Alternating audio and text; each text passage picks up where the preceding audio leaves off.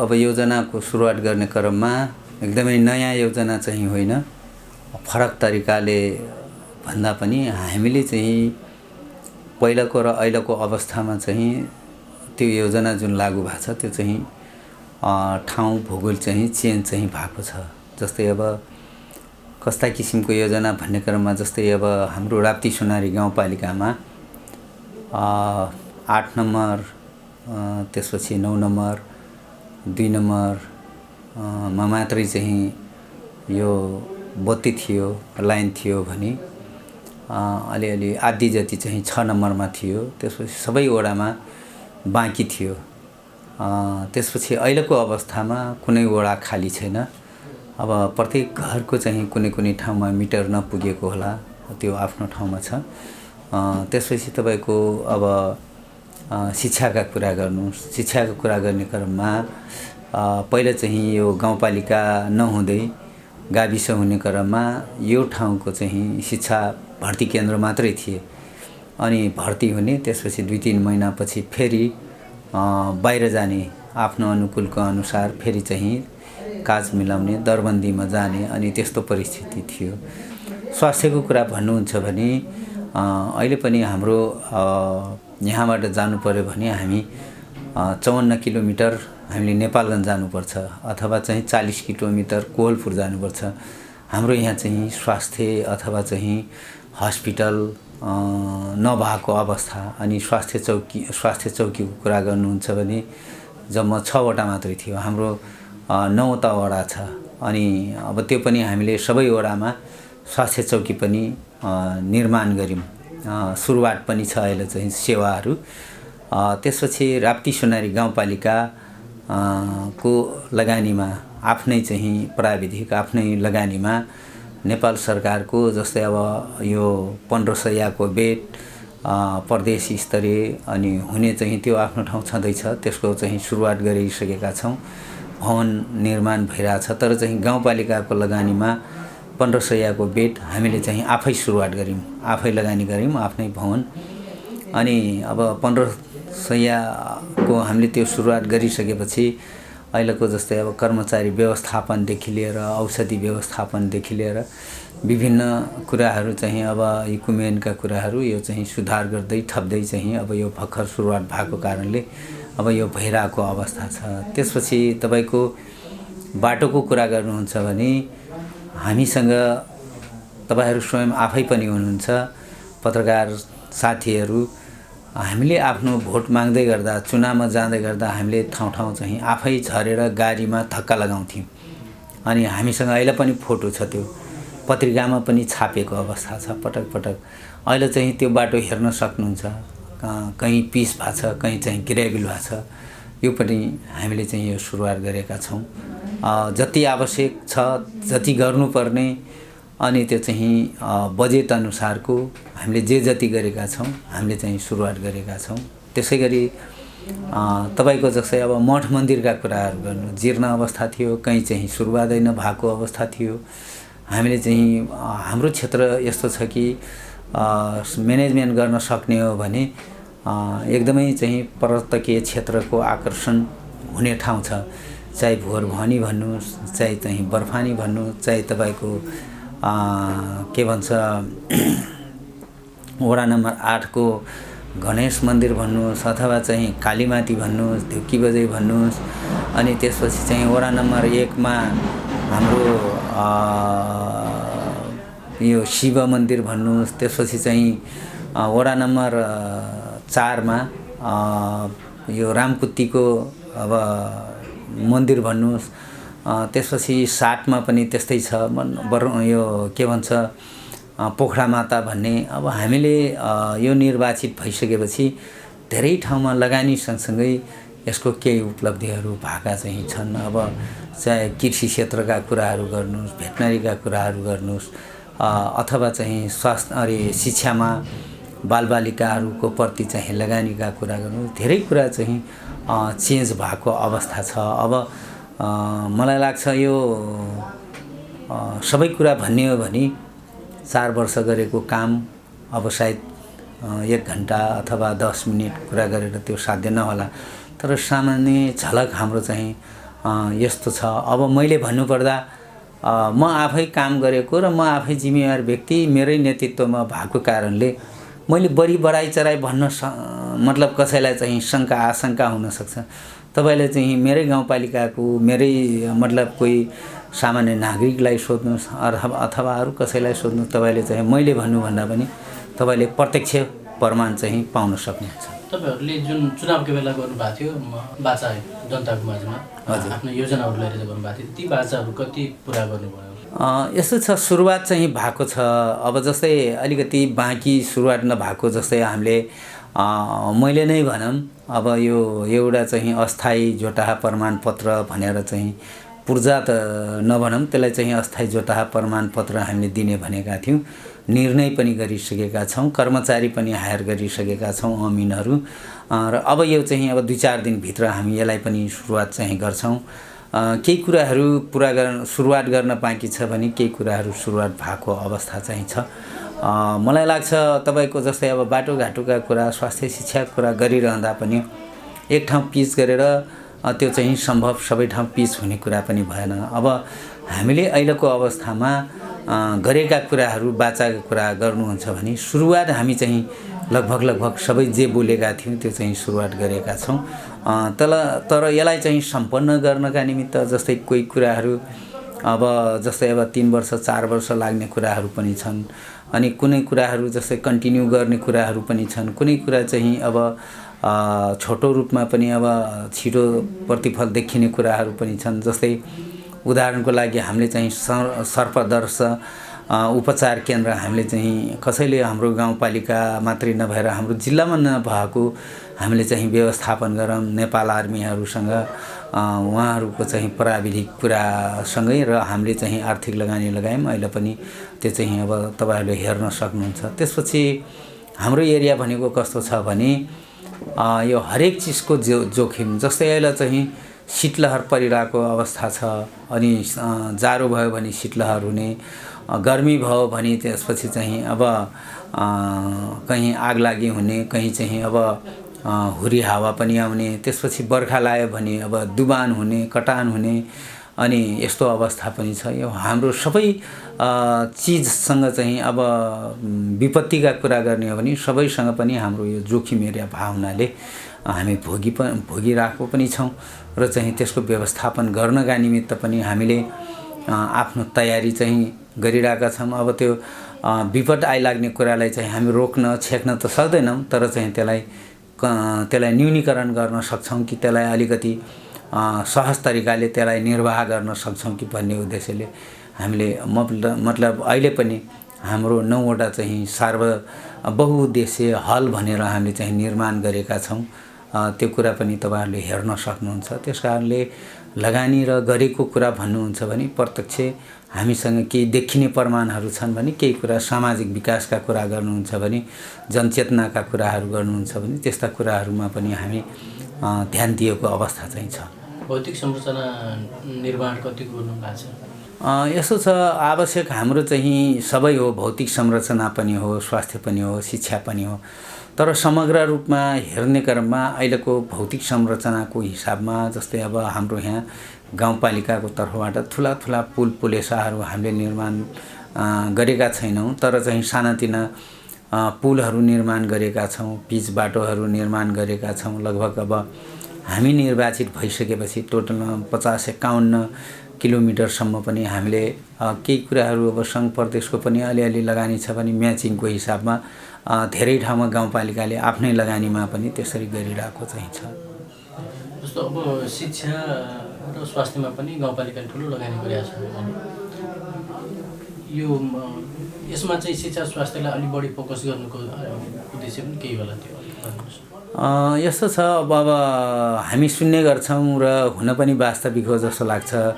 खुकुरीको चोट अचानोलाई थाहा हुन्छ भन्छन् नि। हामी एउटा चाहिँ शिक्षासँग सम्बन्धित कुरा गरिरहँदा हाम्रो यहाँको अघि नै पनि मैले भने हाम्रो यहाँको पहिला भर्ती केन्द्र मात्रै थियो र हाम्रो शिक्षाको हिसाबले हेर्दै गर्दा हामी धेरै निकै नै पछाडि छौँ जस्तो मलाई चाहिँ महसुस भयो। र चाहिँ मेरो गाउँपालिकाको बोर्डमा योजनाहरू राख्दै गर्दा त्यो शिक्षाको कुरा चाहिँ सहज चाहिँ स्वीकार भएर चाहिँ हामीले शिक्षाको कुरा निर्माण शिक्षामा चाहिँ लगानीसँगै कस्तो अवस्था छ भन्नुहुन्छ भने अहिलेको अवस्था पहिला र अहिलेमा चाहिँ हामीले निर्वाचित हुने बित्तिकै पहिला त हामीले यो नेपाल सरकारले घोषणा गरे अनुसार हामीले चाहिँ निःशुल्क शिक्षा हामीले चाहिँ घोषणा गऱ्यौँ। सबै स्कुललाई विद्यालयलाई चाहिँ हामीले पत्र पठाइसकेपछि जस्तै 8 क्लाससम्म निःशुल्क थियो, तर चाहिँ विद्यालयले अब त्यो स्कुल चलाउनका निमित्त पनि त्यो जस्तै अब मर्मतको नाममा अथवा चाहिँ कुनै विभिन्न बहानामा चाहिँ त्यो पैसा फिस लिएको अवस्था थियो भने अहिलेको अवस्था हामीले त्यो पनि रोक्यौँ, चिट्ठी पनि दियौँ र चाहिँ हामीले चिट्ठी मात्रै दिने नभइकन हामीले लगानी पनि गऱ्यौँ। जस्तै कहीँ तपाईँको उदाहरणको लागि कहीँ रनिङ सिल्डमा जानु पर्यो, कहीँ बैठकमा जानु पर्यो भने अब हामीले पैसा पनि उठाउन नदिने र चाहिँ हामीले पनि पैसा नदिने त भन्ने हिसाबले हामीले चाहिँ केही प्रशासनिक खर्चहरू पनि चाहिँ हामीले विद्यालयलाई दियौँ विद्यार्थीको अनुपातमा। त्यसपछि चाहिँ तपाईँको शिक्षण सिकाइका कुरा गर्नुहुन्छ भने हामीले भौतिक संरचना बाहेक यो वर्ष अहिले पनि झनै 6 करोडको अवस्थामा चाहिँ हाम्रो रकम हामीले लगानी गरेका छौँ। भौतिक संरचनाको बाहेक भौतिक संरचनाको अवस्था भन्नुहुन्छ भने हामीले गएको वर्षमा पनि हामीले 6 करोडको हामीले भौतिक संरचनामा मात्रै चाहिँ हामीले लगानी गऱ्यौँ र यसमा हाम्रो अब दुईटा पाटो छ। एउटा समन्वय समितिको पुरानो जुन बजेट थियो भागभन्डा गरिसकेपछि हाम्रो 4 करोड चाहिँ भागेभन्डा भएको थियो। हामीले त्यो पाइसकेपछि हामीले त्यो पैसा अलग फेरि चाहिँ हाम्रो 6 करोड बाहेक हाम्रो चाहिँ त्यो 4 करोड पनि हामीले त्यो शिक्षा क्षेत्रमा लगानी गऱ्यौँ। अब यो लगानीको सँगसँगै एउटा कुरा के पनि हुनसक्छ भने अनि शिक्षाको रिजल्ट त हेर्ने हो भने अनि 10 वर्ष लाग्छ अरे। अब मेरो पद अवधि त 5 वर्ष मात्रै हो। हामीले चाहिँ जस्तै सुरुको वर्ष सुरुवात गर्ने ठिक भयो, लास्ट वर्षको चाहिँ अब फेरि के हुन्छ तर काम गर्ने जम्मा हाम्रो 3 वर्ष भयो। 3 वर्षको दौरानमा हामीले शिक्षामा लगानी गरिसकेपछि उपलब्धि पनि भएको छ। जस्तै तपाईँहरूको उदाहरणको लागि अहिले चाहिँ शिक्षकहरूले चाहिँ विभिन्न सामुदायिक विद्यालय बीचमा पनि प्रतिस्पर्धाको रूपमा चाहिँ अहिले भइरहेको अवस्था चाहिँ छ। त्यो भनेको एउटा राम्रो पक्ष हो। जस्तै विद्यार्थीहरूलाई भर्ना गर्नु पर्यो भने विद्यार्थीहरूलाई चाहिँ तानातान अवस्था छ। पहिला चाहिँ बोर्डिङ स्कुलकोसँग चाहिँ थियो भने अहिले सरकारी विद्यालयको अवस्था चाहिँ त्यस्तो अवस्था चाहिँ छ। त्यसले गर्दा यो पनि एउटा चाहिँ राम्रो पक्ष हो भन्ने जस्तो मलाई लाग्छ। अहिले चाहिँ प्रत्येक महिनाको 4 गते पढाहरूको बैठक हुन्छ। शिक्षकहरू बैठक पढाहरू बीचमा चाहिँ आफ्नो कुराहरू राख्ने, आफ्नो चाहिँ शिक्षालाई कसरी अगाडि बढाउन सकिन्छ भन्ने किसिमले त्यस्तो कुराहरू चाहिँ अहिले चाहिँ त्यसरी शिक्षकहरू पनि लागिरहेको अवस्था छ। शिक्षक व्यवस्थापन समितिका पनि चाहिँ त्यस्तै लाग्नु भएको छ। चाहिँ भौतिक संरचनाका कुराहरू गर्नुहोस्, गुणस्तरीय शिक्षाका लागि कुरा गर्नुहोस्, आफ्नो विद्यालयलाई अथवा आफ्नो गाउँठाउँको बालबालिकालाई कसरी शिक्षा दिन सकिन्छ भन्ने उद्देश्यले आजभोलिको अवस्थामा समुदायले नै आफै चाहिँ चासो राखेको अवस्था भावनाले यो कुरा एउटा चाहिँ पोजिटिभ हो भन्ने चाहिँ मैले यो कुरा भन्न चाहन्छु र मलाई चाहिँ एकदमै महसुस पनि भएको छ यो कुरा। अब अहिलेको योजना भनेको मेरो बुझाइ काम गर्दै जाँदा के अनुभव भयो भने यो जे काम सुरुवात गरेका छौँ जस्तै स्वास्थ्यका कुरा, शिक्षाका कुरा, अब यो सुरुवात मात्रै नभइकन यसलाई चाहिँ वास्तविक कार्यान्वयनको पक्षमा कसरी लैजाने, यसलाई चाहिँ उपलब्धि कसरी हुन सक्छ, यो कुरा चाहिँ एउटा मुख्य जिम्मेवारी छ भने अर्को कुरा हामीले समग्र रूपमा कुरा गर्दै गर्दा पहिले चाहिँ सुकुम्बासीको कुरा मात्रै आउँथ्यो अनि जग्गा दिने कुराहरू। अब त्यो कुरा चाहिँ होइन जस्तो मलाई लाग्छ। अब मान्छेको अथवा चाहिँ जनताको बसोबास भएर त्यसपछि त्यसको चाहिँ जीवनयापन परिवर्तन गर्नका लागि, जीविकोपार्जन गर्नका लागि अब आर्थिक उन्नति हुन जरुरी छ। अब हामी प्रत्येक व्यक्तिलाई चाहिँ आर्थिकसँग जबसम्म चाहिँ हामीले जोड्न सक्दैनौँ यो विकासको अर्थ रहँदैन जस्तो मलाई लाग्छ। अब यसमा केही कुरा त शिक्षाले नै पनि, शिक्षा नै हामीले कन्टिन्यू गऱ्यौँ भने यसले पनि राहत त पुर्याउँछ नि। तर सामान्य एउटा चाहिँ रोजगार गर्ने व्यक्ति, चाहे तपाईँ चाहिँ सानातिना कल कारखाना खोलेर हो, चाहे तपाईँको कृषि उत्पादनका कुराहरू हो, चाहे तपाईँको चाहिँ भेटनरी हुनसक्छ, कृषि हुनसक्छ, अथवा कुनै व्यवसाय हुनसक्छ, त्यतातिर पनि जोड्न जरुरी छ। अब हामी सधैँ चाहिँ गरिबको नाम लिएर गरिबको उसमा चाहिँ राजनीति गर्नु हुँदैन भन्ने चाहिँ अहिलेको मुख्य विषय र चाहिँ अहिलेको वास्तविक यो योजना चाहिँ हुन जरुरी छ। अबको योजना अहिलेको अवस्था यदि मेरो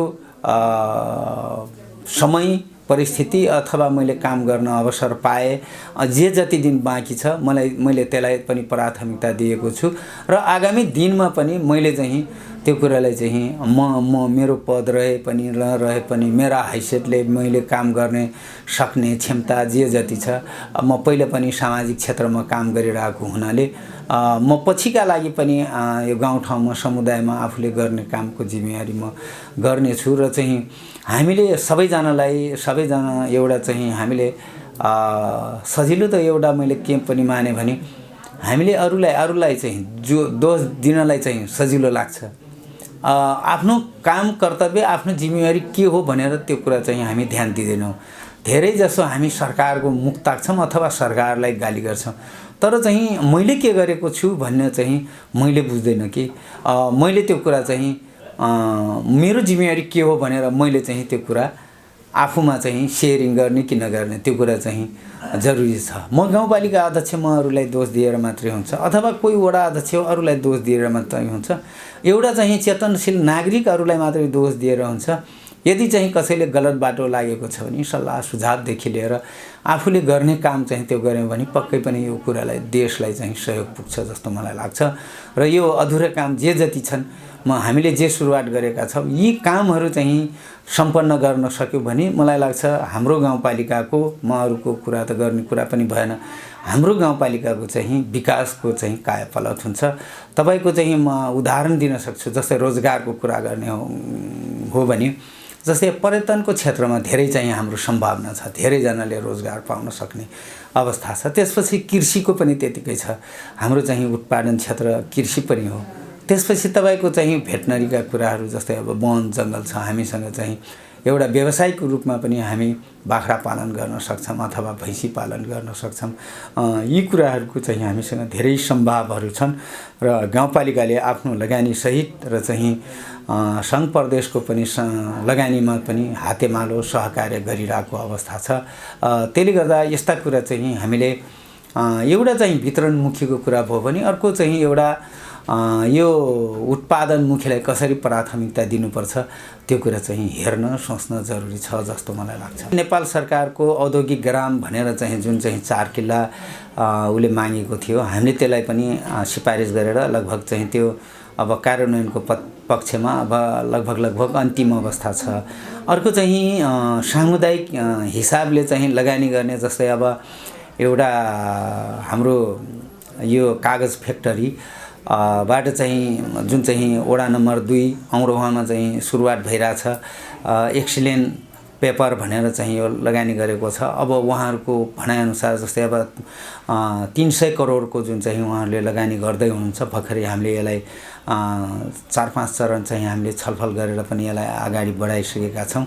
अब यो हुन त अब यो 3 वर्षसम्म लाग्ने कुराहरू हो उहाँहरूको योजना अनुसार। अब यो एउटा उदाहरण चाहिँ हो, तर चाहिँ हामीले गर्ने कामहरू जस्तै उद्योग कल कारखानाका जुन चाहिँ जति सम्भावनाहरू छन् गाउँपालिकाको तर्फबाट आफूले गर्ने सहयोगहरू हामीले उहाँहरूसँग हातेमालो गर्दै र चाहिँ अरू क्षेत्रमा पनि जस्तै अब विकास निर्माणको कुरा गरिरहँदा पर्यटनको कुराहरू गरिरहँदा चाहिँ भर्खरै तपाईहरू आएको बेला पनि एउटा टिमलाई म यहीँ भेटेर पनि मैले पठाएँ। उहाँहरू पनि बोटिङको कुराहरू गर्न आउनु भएको थियो। त्यो हाम्रो गाउँपालिकाको अवस्था अब यो अहिलेको अवस्थामा ठुलो उद्योग कल कारखाना त छैन, तर चाहिँ धेरै सम्भावनाहरू चाहिँ भएको कारणले अहिले भर्खरै मैले पनि हामीसँग पनि छ र पहिला पनि थियो र चाहिँ अब हामीले कसरी सुरुवात गर्ने भन्ने कुरा चाहिँ अब त्यो चाहिँ भ्यू भनौँ अथवा चाहिँ तरिका के हो भन्ने त्यो चाहिँ हामीले गर्न सकेका छैनौँ। आज पनि हाम्रो मिटिङ छ,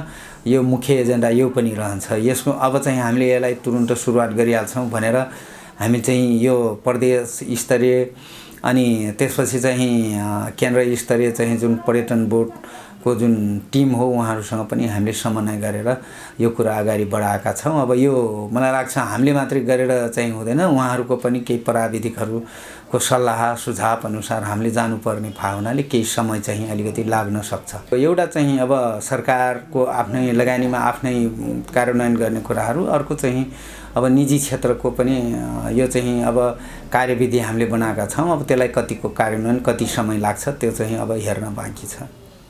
यो शिक्षा नै सबैभन्दा चाहिँ विकास निर्माण भन्नुस् अथवा व्यक्तिगत जीवन सुधारका लागि शिक्षा नै भए हुनाले शिक्षालाई मात्रै अलिकति बढी फोकस गरेर त्यसलाई चाहिँ हामीले जुन हाम्रो सोच उद्देश्य जुन छ त्यसलाई चाहिँ हामी पुरा गर्न सक्यौँ भने यहाँका शिक्षक मात्रै नभएर यहाँका जनता समुदाय यहाँका नागरिकहरूको चाहिँ धेरै जे होस् जीविकोपार्जनमा चाहिँ फड्को मार्न सक्छ।